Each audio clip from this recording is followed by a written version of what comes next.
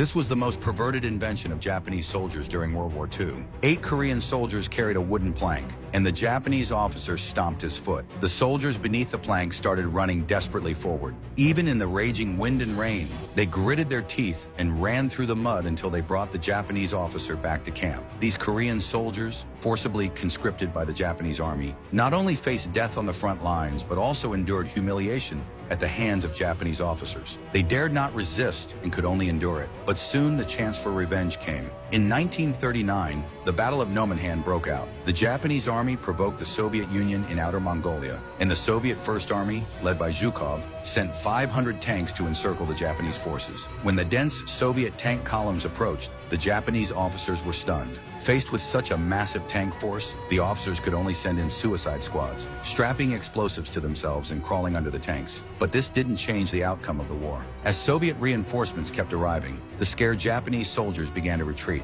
Enraged officers drew their pistols and shot at the fleeing soldiers. Eventually, the Japanese army was completely defeated and forced to surrender. According to incomplete statistics, 600,000 Japanese and Korean soldiers were captured. The Soviet army put them on trains and sent them to the freezing Siberian POW camps. In the extreme cold of -40°C, the Japanese soldiers not only had to endure the revenge of Korean soldiers, but also suffered the special treatment from the Soviets. With so many prisoners, the Japanese soldiers had to chop wood and build their own barracks. To make management easier, the Soviets promoted the oppressed Korean soldiers to supervise the Japanese. For 30 years, these Korean soldiers had been oppressed, but now they had their chance for revenge. They poured all their anger onto the Japanese soldiers.